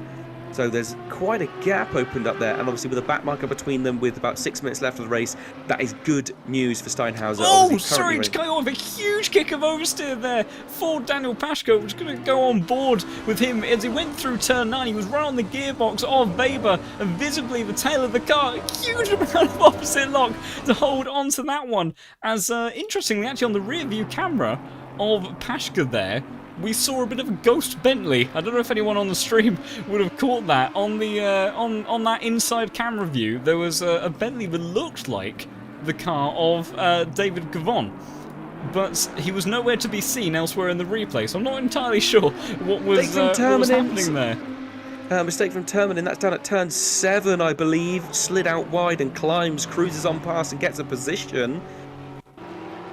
Just a simple mistake of I think it is getting wetter out there on the track. It definitely looks like that damp line is starting to deteriorate. A couple of the guys, especially where the tyres are now deteriorated as well, are now struggling in the latter half of the race. Yeah, we're just looking at the replay of Termin. A very similar mistake to what Pashka did. Did better to control the slide through the corners. Actually, very similar to the sort of slide that we saw Max Verstappen have at Barcelona when the F1 series went to the race here at Catalunya, but was just about able to hold on to the slide and then got it straight through the gravel. So not too much ground lost in the grand scheme of things, as we're just looking up at our top two once again. Very, very close between these two. It was Weber last time around that gained just a smidge of time, I think, on the back of that mistake from Pashka through turn 9, but it does just seem, generally speaking, that Weber seemed consistently like he's struggling a bit more, but he's making fewer mistakes. He has made some, but Pashka, whenever he gets close and senses an opportunity with his grasp, it's almost like he's either lacking confidence being that close to the Audi in front and wanting to make sure there's no contact, or just starts to feel the pressure a little bit too much, maybe wanting this win a bit too much after the disappointment from Misano, and just not quite able to get himself into a position to make a move. Weber, though, going a little bit deep through turn 13. And I think this might be a better exit potentially than we've seen previously from Pashka. He was a lot more neat and tidy than he has been on previous laps. Gets a little bit of a slide on the exit, but again, Weber does get good traction overall through that final corner, and that is what's generally saving him. And I think, although Pashka could be wrong, his gearbox going towards turn 1, as we've got Mr. Jones up ahead of them as a back marker, Pashka just not able to do anything about the Audi in front. He's so tantalisingly close. It does seem like he's the faster driver, but just not quite able to put his car in a position to make that overtake stick. Oh, possible move into turn 1 here, actually from Tomlinson Dennis, back on the right on the back of Papin again now. These two close right up as well, so this is the battle for 4th position. Definitely looked like that gap had closed right up again. So the gaps are all over the place. Just about 2.5 minutes left of the race, and I think the main one to keep an eye on is that front battle between Weber and Pashka. Just outstanding pace from these two guys. They have absolutely been squabbling the entire time. They're lapping a second faster than Yogurk. A second lap faster than the man in P3. That is astonishing pace. And the only other driver that's actually in the 50s at the moment on that last lap was Tomlinson Dennis. So yeah, these guys have been an absolute class of their own all race long. It's great to see in there. I do wonder what's going to happen when it dries out. Does this pace transfer onto a dry circuit, or are they do they have an affinity with wet circuits? Having a little look at the YouTube chat just really briefly towards the end. I've actually just seen it come up. Fun fact: apparently P1 and P2 know each other very well, and they're from the same racing community. So possibly, you know, they know each other pretty well, so maybe we're not going to see any desperate dives and silly moves, which we very, very rarely see here in Tier 2 anyway. But I imagine these two know each other's driving style. Oh, did you see that? Pashka really went for that. Oh, the drive-through! Dennis drive-through! Tomlinson Dennis. Oh, he had a very weird line, actually, through that final sector. Maybe made a bit of a mistake there. Did he get a bit of an unfair corner cutting warning from the game by any chance, because he looked like he had a very difficult line through turn 16, but yeah, Daniel Pashka absolutely sent it from the shadow realm there to try to make a move up the inside. Oh, and it was Dennis going very, very wide over that exit curb. Oh, and that's very unfortunate. You can see visibly how much time he lost to Papin ahead, but the game incredibly strict on these corner cuts. So yeah, Tomlinson Dennis will get that drive-through penalty. That'll turn, I think, into a 30-second penalty that will be added to his end race time. But Pashka really, he knew that was his last opportunity to try to make a move down towards turn 1. This is the final lap. They won't quite make it to the line in time. And Weber, after not being able to take the lead at the start of the race, capitalised on that mistake from Daniel Pashka, who... Squabbling back markers in front, though. Squabbling back markers in front as they're coming into the final chicane. They've really caught up with these two. I think they might be just far enough ahead to not affect anything as long as there's no contact in the chicane. I don't think there is, and I don't think there's anything else that Pashka can do as long as Weber gets a clean exit out of this final corner. Somewhere has been incredibly strong, and he will. So Matthias Weber will win here at round 2. Daniel Pashka will be denied victory in Tier 2 once more. He gave it absolutely everything he had to make amends for that misjudgment in Misano, but in the end he'll have to settle for second best, excuse me, but a very, very tight battle between those two. And Christos Jorgak had a much nicer day, although a bit quiet at the end for that SpongeBob livery car. Will complete our podium, but what a battle there at the front. Yeah, another little battle that's going all the way to the line is that battle for 9th place between Matt York, Mo and Mellis. All of them managing to stay in their places respectively, but it's been some great tight battles all across the grid this evening. It's been an absolutely fantastic race. Everyone super clean racing, super tight racing as well. Obviously that incident at turn 1, bit of a shame, but all things considered, fantastic evening's racing. Yeah, without a doubt. And I think our last kind of battle for position, we've got Cowley and Verdier, who are fairly close on circuit. Rodri as well in the background of this. We haven't seen much of the 200 car. I think maybe another one of the drivers got involved in that instant on lap 1. So not able to do too much for the McLaren driver. We've got a few more cars making their way to the line. As we can see the 200 car going straight into the wall there, as Jean-Michel Brin, who had a very laggy connection at one point in the server, thankfully though did manage to remain connected. I did also see a mention from Heiko, well-known coordinator in the community, that apparently Koroshavin's game crashed at a point during this race. So very unfortunate for him. And then the last man to cross the finish line will be Mr. Jones. He will be thoroughly disappointed with that. We know the sort of pace he had. He had a very difficult time at Misano, and it looked like he had a very good car underneath him at times here at Barcelona, but not able to bring it together. But Matthias Weber is the man that will take the win today with such a hard-fought victory. Pashka pushed him the entire way in that latter portion of the race after the number 77 made that mistake and gave away the lead.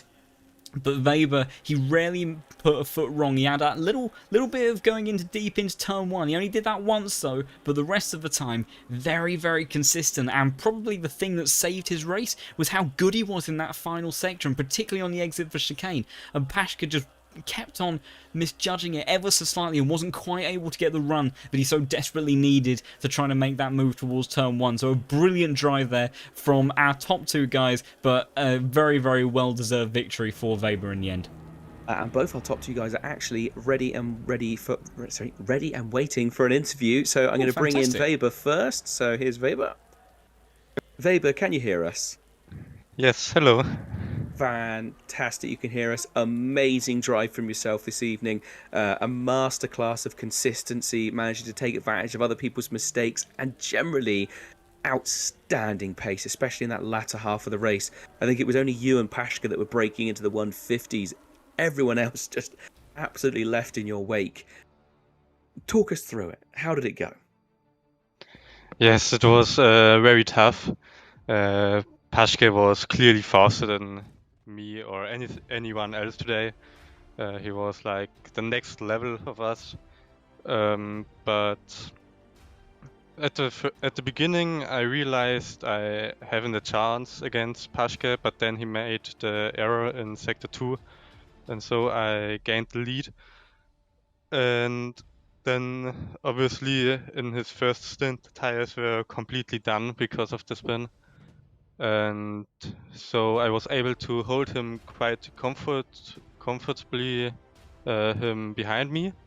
But in the second stint, he was again way faster than me, and it was very tough to hold him behind me. I did just quite a few mistakes on the brakes. I didn't feel that comfortable today with the brakes, but in the end, I'm very happy with the result.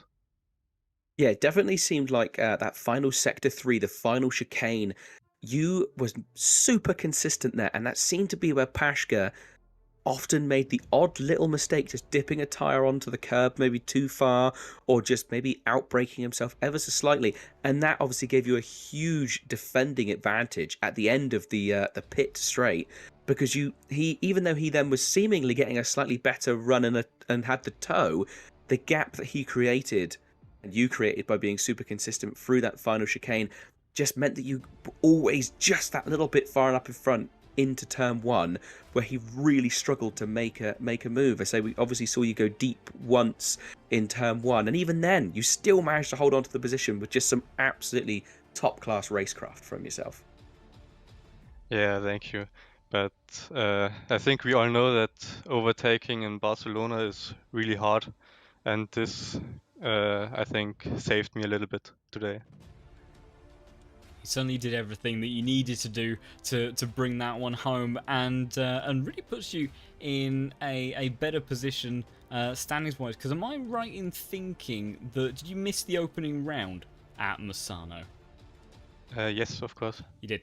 Yes, I had a feeling because based on the pace you were showing, I would have thought that would have seen your name up at the top of the grid there as well. So really strong way to bring yourself in to tier 2, and unfortunately making, from Daniel's point of view, having to wait potentially another day until he gets a victory here in tier 2. Although based on the pace that you showed today, maybe an inevitability at some point. But yeah, a brilliant, well-controlled race from you, and then heading over to Bathurst next week. So any thoughts on how you're feeling for that one? Boah, it's not my favorite track, I have to say, but I think the Audi will be strong there. But Paschke will be the man to beat. So let's see if I can do it. But it's gonna be really hard.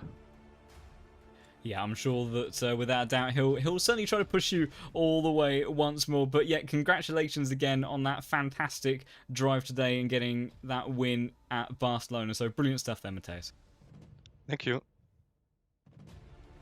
Brilliant. We will look to bring in our next driver. So we'll bring in Daniel Paschke. Daniel, can you hear us? I can, yes. Brilliant stuff. Now, obviously, possibly a slightly disappointed result once again for you in that one. It was so close, much like it was at Misano. Possibly even closer from your perspective, because P1 was right there at the very end. And you know, you did everything you needed to do with a brilliant pole position lap. You led from the start, but just that mistake at turn 5, and Mateus never gave you another inch to really have a good opportunity at the win. But still a very strong finish in P2. But tell us a bit about how you're feeling after that one. Well, I fucked it up again. Yeah, pace was brilliant. In the dry, I was very good. Yeah, great pace in the wet. Awesome qualifying. Was a nice lap. Yeah, led from first lap onwards, but made a little silly mistake. Don't know what happened. Actually, I say from our perspective, it looked like you just dipped your tire onto the onto the painted curb just as you entered the braking zone. It just looked like it unsettled the car. Again, I think it was just a case of probably millimeter difference from other laps you were doing, because I mean, even Weber said the same thing, that you were undoubtedly the faster driver here this evening, and it was just obviously that little mistake, and then the fact that Barcelona is so hard to make an overtake on, and especially when there is a damp line and everywhere else is really wet. But it just looked like the tiniest of touches on the curb just slightly over-rotated the car. We went back over and watched the incident once or twice just to sort of see what had suddenly gone on. But yeah, super bad luck on that one. Yeah, need to look after that again to analyze it. But yeah, I couldn't overtake Macias. It was so difficult to stay behind there in the last corner. Yeah. What can I say? Yeah. I mean, second place is still very, very good. It's an incredibly competitive tier in Tier 2. And the fact that you two really did steal the show, finishing 11 seconds in front of our third place driver. You two battled it out constantly and somehow managed to stay super consistent in the wet. I mean, I know you might be disappointed that you didn't take pole, but still, that is an amazing drive from yourself and from Weber as well. Agree. If it's any consolation to you, Daniel, I do believe that I can be fairly confident saying that after this round you will at least be leading the championship, because Gasper, our race winner from round 1, didn't end up being able to attend this evening, also won't be able to attend next week, so he'll drop down, and yeah, the other guys that were amongst the top 3 positions in front of you in the standings after Massano didn't have the greatest of rounds this evening either. So with that 4th and 2nd place finish, even though you'll be beating yourself up possibly for both of those errors, that in terms of the grand scheme of things for this championship, that you have still put in some very good and strong consistent results in these opening couple of rounds. So hopefully you can take a little bit of joy from that side of things. Yes, you will actually 100%.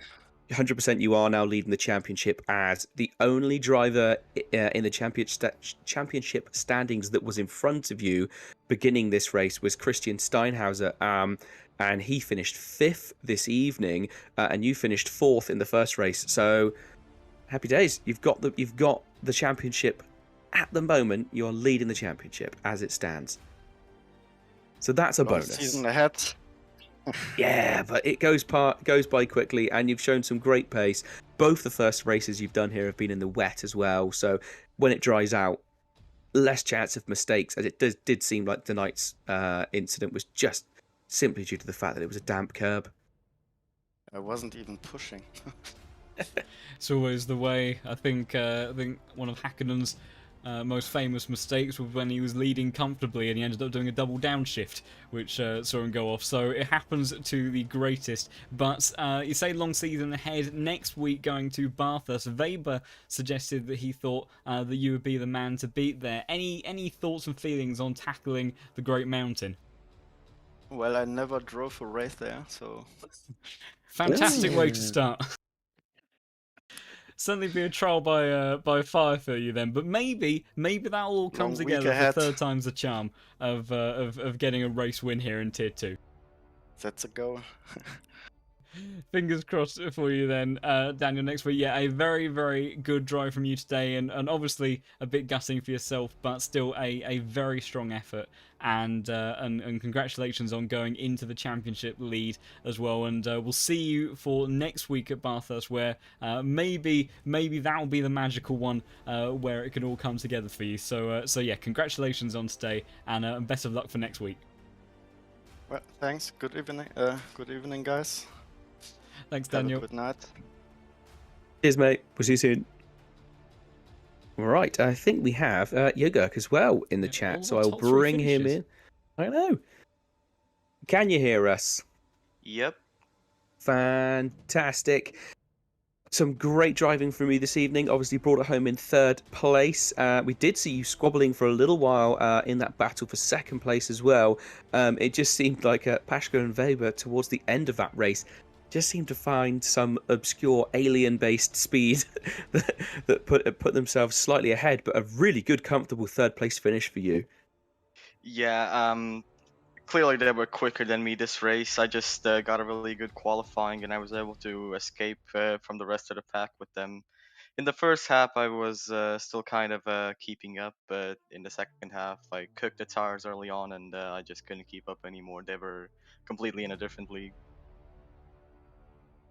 Yeah, they really Well, did have strong pace today, didn't they? And but you know, a good result for you clearly with that P3, and after Misano, where you clearly had strong pace there as well, but it was a bit of a difficult day in the office at round one from your side. So hopefully feeling a lot happier with at least securing that P3 spot on the back of what was a troublesome round one for you.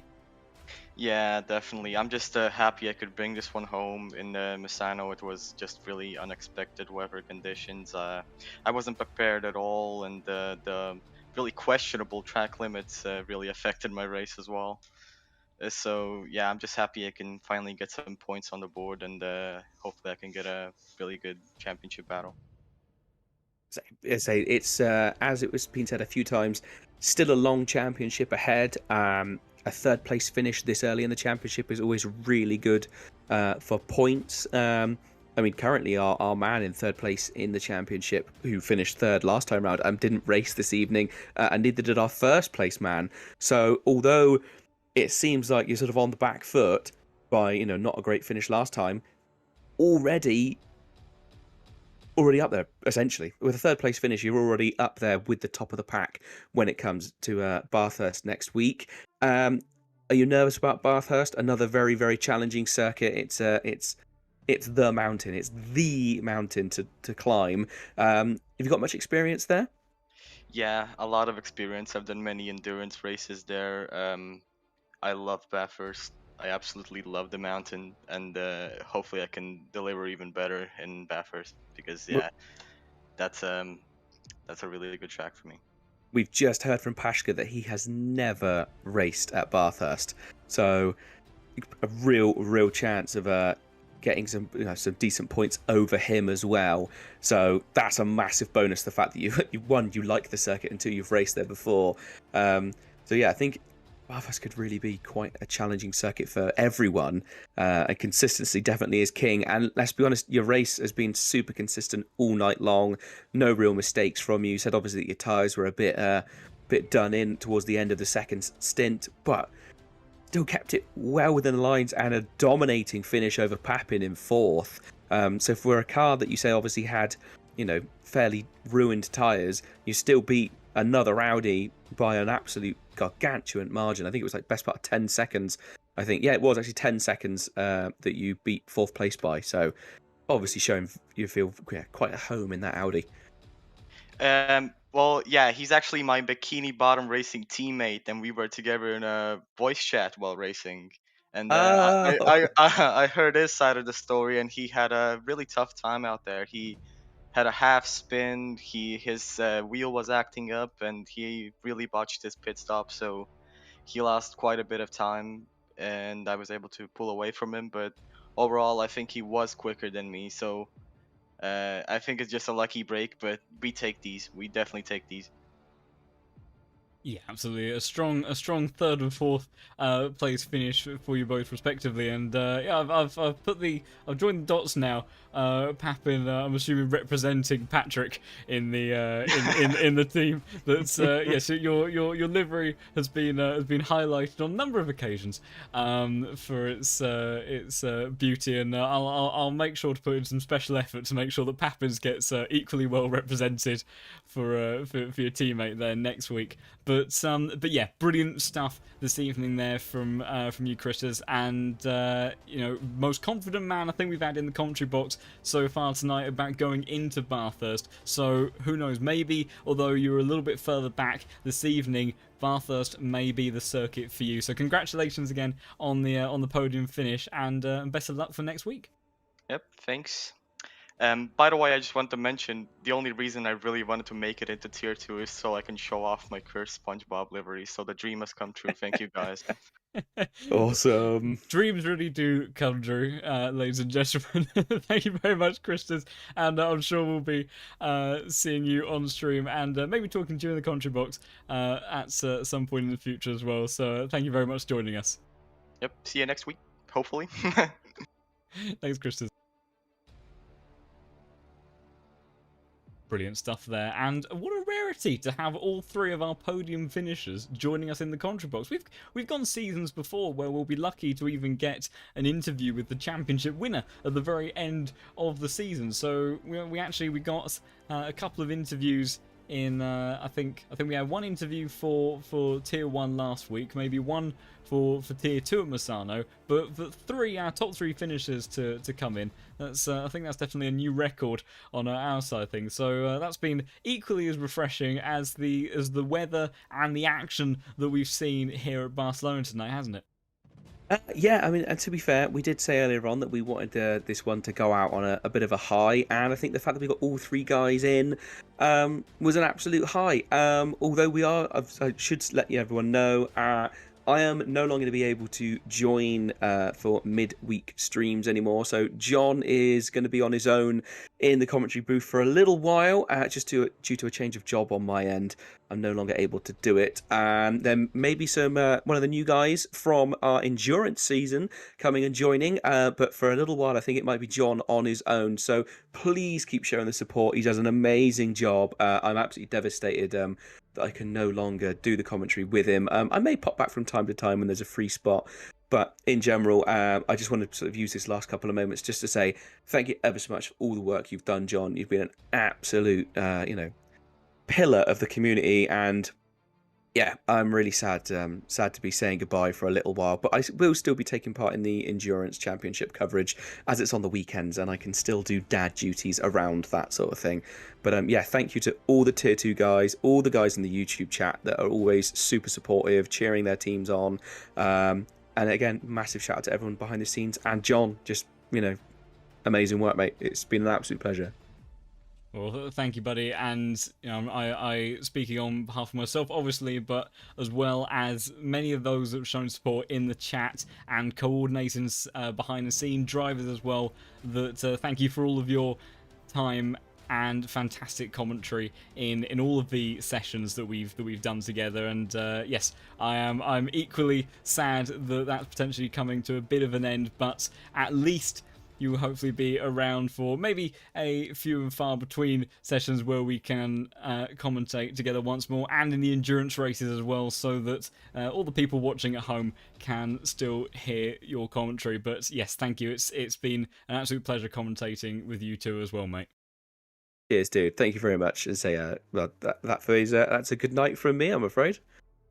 Yep, and that will be good night from the commentating team here in general. So what an absolutely fantastic session we had at Barcelona tonight to show Tier 2 once again that there is fantastic racing no matter whereabouts in the grid you are, and also that no matter what tier you're in, there is always exciting battles going on all the way to the end. So the Tier 2 drivers doing a fantastic job once more. If you want to get involved in some of this racing yourself, then do head over to the website apexonline.racing, where you can see all of the leagues that AOR is running, ATC obviously included amongst other platforms as well.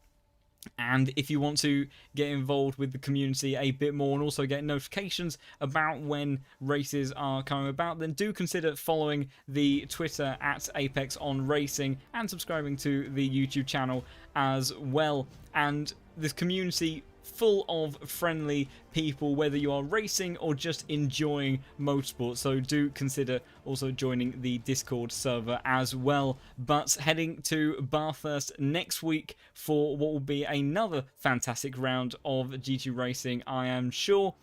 And Barcelona once again showed us just what it can do. Even if it's not the most easy track to overtake at, gave us tension all the way through, and Bathurst will give us action undoubtedly. So that will be it from us tonight. Join Rage and Jay next week on Monday at 7:30 British Standard Time for the tier 1 coverage, and then maybe just me, or maybe me partnered with somebody else, will be presenting the coverage of tier 2 next time out on Tuesday, same time, same place. So do look to join us again then, but for now, it's good night.